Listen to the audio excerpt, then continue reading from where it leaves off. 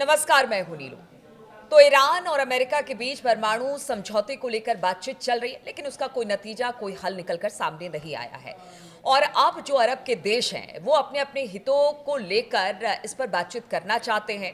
अब ऐसे में जो सऊदी अरब की तरफ से जो वहाँ के प्रिंस हैं, वो अपनी एक राय को लेकर या अपनी बातचीत को लेकर पहुंचे थे सुप्रीम लीडर ईरान के खमेनेई साहब के पास। खमेनेई साहब से ये मुलाकात कुछ दिनों पहले हुई थी, लेकिन अब उस मुलाकात में क्या बातें हुई हैं वो धीरे धीरे छन छन कर बाहर आ रही हैं। ऐसे में दोनों की तरफ से किस तरह की बातचीत हुई, किस बात को लेकर प्रिंस पहुंचे थे सऊदी अरब के बातचीत करने के लिए, और खमेनेई साहब की तरफ से यानी कि जो सुप्रीम लीडर है ईरान की, उनकी तरफ से क्या कहा गया, बातचीत करने के लिए मयंक मेरे साथ हैं। मयंक, दो नेताओं की बातचीत होती है, ईरान और सऊदी अरब। ऐसे में दोनों नेता कुछ दिन पहले बैठते हैं, बातचीत होती है, लेकिन अब वो धीरे धीरे कर बातचीत बाहर आ रही है। ऐसे में कहा यह जा रहा है कि इस बातचीत को लेकर जो परमाणु समझौता है उसी के इर्द गिर्द ये बातचीत हुई है। क्या बातचीत हुई है, कैसी बातचीत हुई है, और क्या लगता है कि इस बातचीत को लेकर अब क्या कुछ निकलकर सामने आएगा जब ये मुलाकात हुई और अब ये बात निकल रही है? तो देखिए, सोशल मीडिया में जो खबरें बहुत ज़्यादा चल रही हैं कि सऊदी अरब की तरफ से ईरान को क्या बड़ा संदेश दिया गया, सऊदी की तरफ से क्या वार्निंग दी गई है ईरान को। इस तरह की खबरों की जो वजह है वो ये है कि देखिए, पिछले महीने अप्रैल में 17 अप्रैल को शायद जो है वो जो सऊदी अरेबिया के किंग हैं सलमान बिन अब्दुल अजीज़, इन्होंने अपने जो रक्षा मंत्री हैं, उनके बेटे भी हैं प्रिंस खालिद बिन सलमान, इनको ईरान भेजा था। ये ईरान जाते हैं और ईरान के बड़े लीडर्स से इनकी मुलाकात हुई।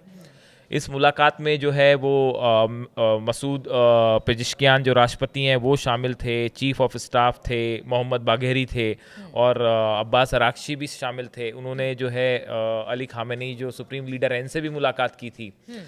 अब इस मुलाकात में कहा गया कि सऊदी की तरफ से ईरान को 3 बड़े संदेश दिए गए।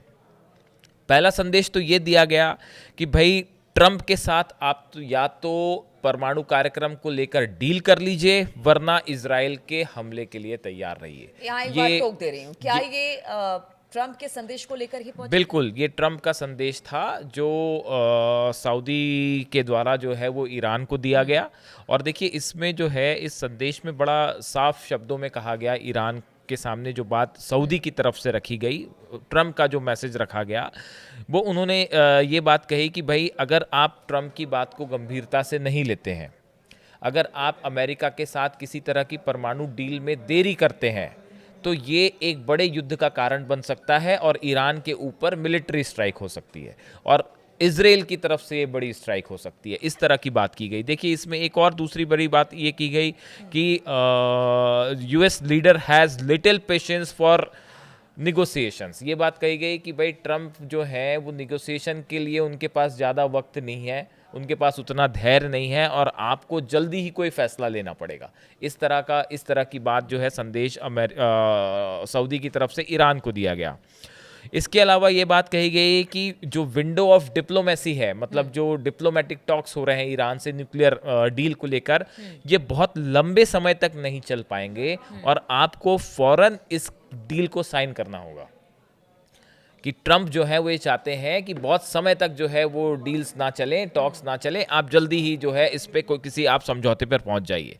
इसके अलावा ये कहा गया था कि अगर समझौता नहीं होता है तो इसका परिणाम पूरे मिडिल ईस्ट के लिए खतरनाक हो सकता है। सऊदी का कहना ऐसा है कि अगर यहाँ पे कोई बड़ा वॉर छिड़ता है तो ये आने वाले प्रोग्राम्स जो है 2030 को लेके जो विज़न है सऊदी का, या ईरान जिन फ्यूचरिस्टिक अपने प्रोग्राम्स पे काम कर रहा है, इसको बड़ा नुकसान होगा। एक बड़ी आर्थिक क्षति पूरे मिडिल ईस्ट को होगी अगर अमेरिका और ईरान के बीच किसी तरह का युद्ध होता है तो। इस तरह का एक प्रकार से सख्त वार्निंग या संदेश जो है वो ट्रंप का ईरान को दिया गया। अब लेकिन इसके जवाब में इसका जवाब ये है। उससे पहले आप ईरान ने क्या कहा वो जरूर बताइएगा, लेकिन इस पे 2 सवाल और हैं। एक तो जो प्रिंस थे वो पहुंचे थे, उन्होंने अमेरिका का संदेश तो दिया, लेकिन क्या सिर्फ ये संदेश भर था या फिर दबाव बनाने की एक और कोशिश थी, या फिर कह लिया जाए कि मिडिल ईस्ट में इस वक्त जो तमाम और देश हैं उनको लगता है कि स्थिति बिगड़ी तो असर उन पर भी आएगा? तीनों चीज़ें हैं। आपने जो तीनों बात कही वो तीनों चीज़ें हैं। ये ट्रंप की तरफ से दबाव बनाने की भी कोशिश थी, ये ईरान को मनाने की भी कोशिश थी, और क्या इससे युद्ध से सऊदी को भी नुकसान होगा, इसमें तो किसी को शक है ही नहीं। अगर अमेरिका और ईरान के बीच युद्ध हो जाए तो उसमें सऊदी का भी नुकसान है। सऊदी के जितने इकोनॉमिक प्रोजेक्ट्स हैं बड़े, वो सब के सब रुक जाएंगे, ऑयल प्राइसेस आसमान छूने लगेंगे, इसमें तो किसी को शक होना ही नहीं चाहिए। तो सऊदी को अपनी भी चिंता है, इसमें कोई शक नहीं है। लेकिन देखिए, बड़ी बात यह है कि जब ये प्रस्ताव रखा गया सामने, ये खबरें सब सोर्सेस से हैं। देखिए, ईरान ने ऑफिशियली डिनाई किया है कि इस तरह की चीज़ें जो हैं वो ऑफिशियली ईरान ने इस पे मना किया है। हाँ। लेकिन जो बात निकल के सामने आई वो ये कहा जा रहा है कि इस बैठक में जो है संदेश ईरान के जो राष्ट्रपति हैं पेजेश्कियान, इनकी तरफ से ये कहा गया कि भाई इस पूरे मैटर को लेके ट्रंप एडमिनिस्ट्रेशन का एक बड़ा अनप्रिडिक्टेबल अप्रोच है। पहले उन्होंने शुरू में कहा कि भाई ईरान जो है वो अपना लिमिटेड एनरिचमेंट का अधिकार अपने पास रख सकता है। उसके बाद उन्होंने कंप्लीट यू टर्न ले लिया अमेरिका ने, और उसके बाद यह कहा कि भाई आपको पूरा डिसमेंटल करना पड़ेगा यूरेनियम एनरिचमेंट का प्रोग्राम।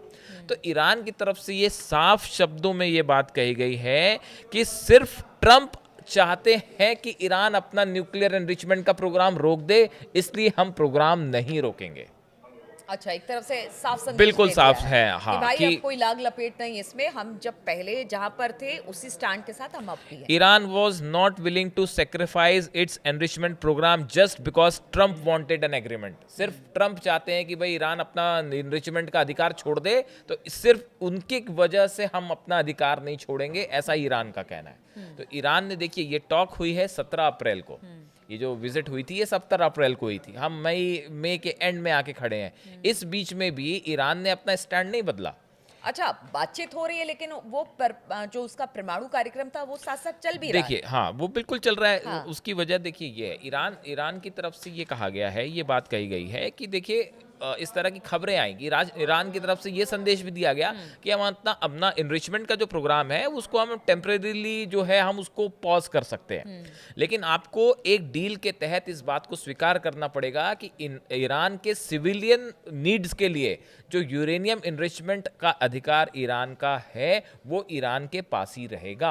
आप ये सुनिश्चित कर लीजिए भाई कि ईरान अपना न्यूक्लियर बम नहीं बना रहा, लेकिन जो उसकी आवश्यकता है, घरेलू जो जरूरतें हैं, इलेक्ट्रिसिटी के लिए, कारखानों के लिए, उद्योगों के लिए, मेडिकल फैसिलिटीज के लिए, उसके लिए जो एनरिचमेंट चाहिए, उसके लिए जो यूरेनियम कार्यक्रम चाहिए, उसको बढ़ाने का अधिकार बतौर संप्रभु नेशन तो एक सॉवरेन नेशन की तरह ईरान के पास है ही, और हम उसे छोड़ेंगे नहीं, ऐसा ईरान का कहना है। हाँ, देखिए, 1 महीने से ज्यादा हो गया इस मुलाकात को, 1 महीने से ज्यादा का वक्त हो गया है, लेकिन इसके बावजूद भी अभी तक कुछ भी नहीं हुआ है। बातचीत अभी भी चाहते हैं ट्रंप की हो जाए।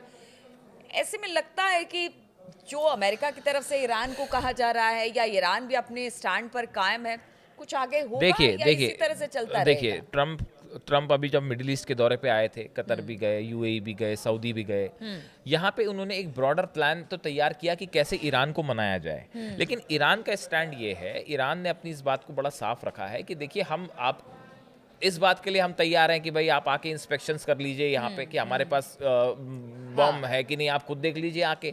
लेकिन अगर आप ये चाहें कि हम अपना एनरिचमेंट, देखिए बात कहाँ आके फंसी हुई है, बात 2 जगह फंसी हुई है। एक तो फंसी हुई है एनरिचमेंट की बात। ईरान ये कह रहा है कि भाई हम जो है वो आपकी एक तो धमकियां देना बंद कर दीजिए। आप एक तरफ धमकियां दे के अगर सोचते हैं कि ईरान दबाव में आ जाएगा तो हम आपके दबाव में नहीं आएंगे, ये ईरान का पहला रुख है। दूसरा रुख है कि एक सॉवरेन कंट्री के तौर पे हमारा अधिकार है कि हम अपना यूरेनियम एनरिचमेंट जारी रखें। ये अली खामेनी की तरफ से भी साफ कर दिया गया है, पेजेश्कियान की तरफ से भी साफ कर दिया गया है, और इनके जो विदेश मंत्री हैं अब्बास अरागची, इन्होंने भी साफ कर दिया है कि साहब हम अपना यूरेनियम एनरिचमेंट का जो अधिकार है सिविलियन यूज के लिए वो हम नहीं छोड़ सकते। बात नंबर 2। बात नंबर जो तीसरी बात एक और है कि ईरान का जो long range ballistic missile program है, अमेरिका चाहता है कि ईरान इसको भी रोके, लेकिन ईरान इसके लिए तैयार नहीं है। वो कह रहा है कि हम आत्मरक्षा के लिए बैलिस्टिक मिसाइल वाले कार्यक्रम को तो रोक पे हम बात करने को राजी नहीं है। हम जो है सिर्फ आपका न्यूक्लियर जो प्रोग्राम है इस पे बात करेंगे। इसी बीच में इजराइल की तरफ से इस तरह से खबरें कि भाई इजराइल कभी भी उसके न्यूक्लियर ठिकानों को हमला कर सकता है, निशाना बना सकता है। देखिए, सऊदी की अगर हम बात करें, सऊदी की भूमिका अभी हमने देखा कि सीरिया और अमेरिका के बीच में जो डील हुई, और सीरिया के जो सुन्नी लीडर हैं अहमद अल शारा, जिनकी मुलाकात सऊदी ने करवाई, तो सऊदी एक प्रकार से अमेरिका का एक बड़ा पार्टनर है इस रीजन में, जो अमेरिका के हितों को आगे बढ़ाने का काम कर रहा है, या फिर इस दिशा में एक बड़ी प्लानिंग के साथ एक चल रहा मध्यस्थता के है, तौर- मध्यस्थता के हाँ। तौर पे आगे चल रहा है। तो वो ईरान को की तरफ से उनको ये संदेश दिया गया, लेकिन इस मुलाकात को थोड़ा टाइम हो चुका है। फिलहाल ये बात साफ है कि ईरान ना तो सऊदी के दबाव में है, ना अमेरिका के दबाव में है, और फिलहाल जो प्रोग्राम है उसका वो उस पे स्टैंड फॉर्म है। ठीक है, तो भले सऊदी की तरफ से आप अमेरिका का यानी ट्रंप का एक प्रपोजल आया, लेकिन अभी भी जो ईरान है अपनी स्टैंड पर कायम है और उसका कहना है कि कुछ बिंदुओं पर जहां पर वो कह रहा है कि इस पर बातचीत होनी चाहिए और उसके लिए वो तैयार भी है। अगर ऐसा नहीं होता है तो वो किसी तरह से समझौते को लेकर आगे नहीं बढ़ेगा। अब किस तरह से बात आगे बढ़ती है, सऊदी की, अमेरिका की, इजराइल की, ईरान की भूमिका इस पर क्या होती है, लगातार इस पर हमारी नजर बनी रहेगी। आप बने रहिए हमारे साथ।